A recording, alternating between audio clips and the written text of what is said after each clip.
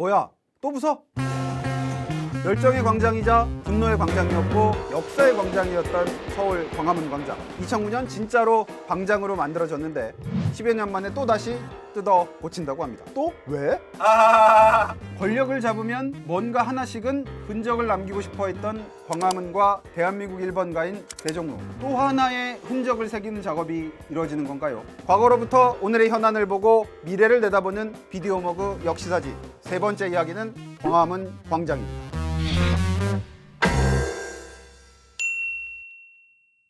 이 거리는 조선 건국과 함께 1395년 처음 만들어졌습니다. 당시 이름은 육조거리. 의정부와 2호 예병 형공, 육조관청과 3군부, 사원부 등이 거리 좌우에 위치한 행정타운이었죠.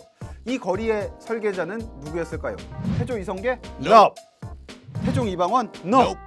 조선의 실질적인 설계자였던 삼봉 정도전이었습니다. 경복궁 안에 있는 품계석 배치를 본따서 군왕이 백성들을 굽어 살피는 유교 정치적 상징을 잔뜩 담은 왕의 거리를 만든 거죠.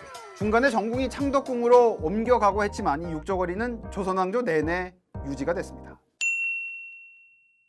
일제는 조선을 침탈하자마자 조선 총독부를 설치합니다. 총독부는 처음에는 남산 통감부 자리를 그대로 썼는데요. 곧 신청사 건립을 도모하죠.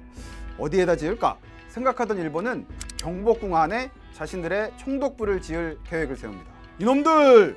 무엄하도다! 그리하여 착공 10년 만인 1926년 서양식 신청사를 경복궁 근정전 앞에 딱 지어서 입주를 하죠. 그럼 광화문은 어떻게 됐을까요? 1926년 해체에 들어가서 이듬해 경복궁 동쪽으로 옮겨버립니다. 유배죠, 유배. 육조거리는요. 1914년 일본식인 광화문통으로 이름을 아예 바꿔버리고 도로를 확장한다면서 양쪽에 있던 한옥 관청들을 싹 밀어버렸죠. 그리고 뭘 했냐?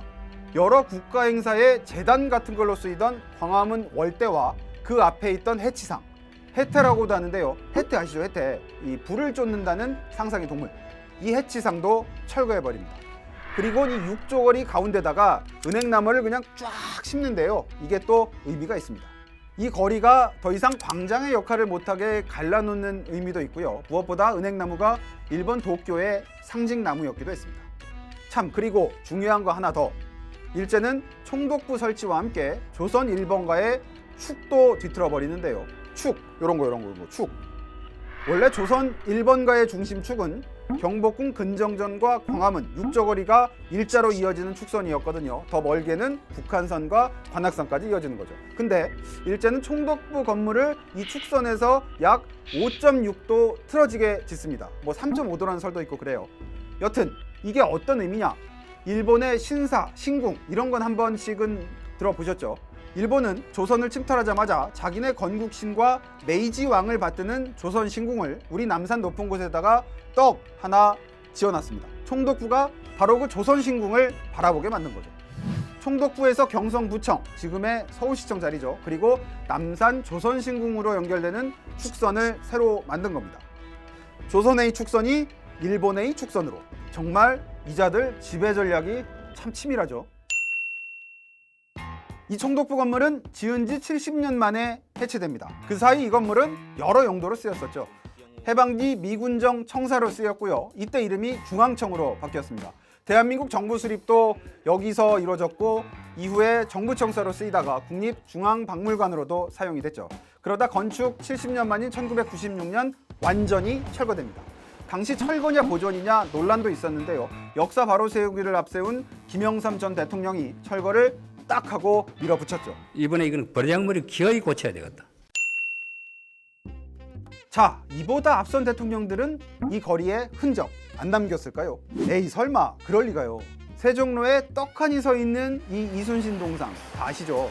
칼을 오른손에 쥐고 있어서 장군을 왼손잡이로 만들었다는 그런 논란도 있었던 이 이순신 동상은 박정희 전 대통령 때인 1968년에 세워진 겁니다. 당시는 경제 개발을 본격화할 때잖아요. 그래서 민족주의, 애국심 막 이런 거 동원하면서 국민들을 막 불러일으킬 필요가 있었던 시기죠. 우리도 한번 잘 살아보세, 잘 살아보세. 또 무엇보다 박 전 대통령 본인이 군인 출신이었잖아요. 그러니까 이순신 장군을 딱. 그리고 박 전 대통령이 또 뭘 했냐? 일제가 해체한 광화문을 복원합니다. 근데 원래대로가 아니고 시멘트로 합니다. 뭘로? 세멘으로. 이 시멘트 광화문 딱 이 시대, 이 박정희 정권의 특징을 고스란히 보여주는 것 같지 않습니까? 다른 정권들이라고 뭐 안 했을까요? 노태우 정부는 경복궁 복원을 선언했고, 김영삼 정부는 중앙청 시원하게 철거한 거 아까 말씀드렸고, 노무현 정부는요, 박정희 정부가 세운 콘크리트 광화문을 부수고 목재로 된 새 광화문 복원을 추진했습니다. 일제의에 기울어진 축도 바로 잡겠다면서요. 그러면서 당시에 이 편액 논란이란 것도 있었는데요. 편액이 뭐냐면 이렇게 이 문에 크게 거는 문 이름을 단 액자예요. 그게 이 박정희 전 대통령이 시멘트 광화문 세우면서 자기 친필로 광화문 이렇게 써놨거든요. 그걸 떼어내고 정조대왕 글씨체로 바꿔야 하네 만에 막 논쟁을 벌이다가 결국에는 옛날 광화문 사진을 바탕으로 디지털로 원래 글씨체를 복원을 했죠. 이런 것만 봐도 이런 거 하나에도 다 이 정치적인 의미가 숨어 있는 거예요. 그죠? 자, 그래도 이때 핵심은 뭐냐? 뭐니 해도 광화문 광장에 설치 아니겠습니까? 제안은 노무현 정부 문화재청장이었던 유홍준 교수가 있습니다.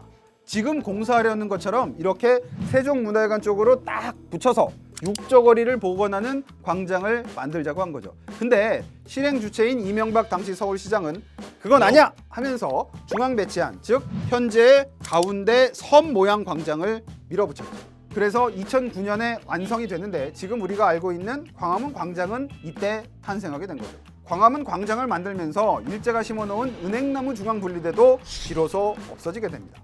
참 또 하나, 이 광화문 광장 건립과 함께 이순신 장군에 이어 또 다른 위대한 인물 동상이 광장에 떡하니 들어섰는데요. 누구 동상인지 다 아시죠? 바로 세종대왕 동상입니다.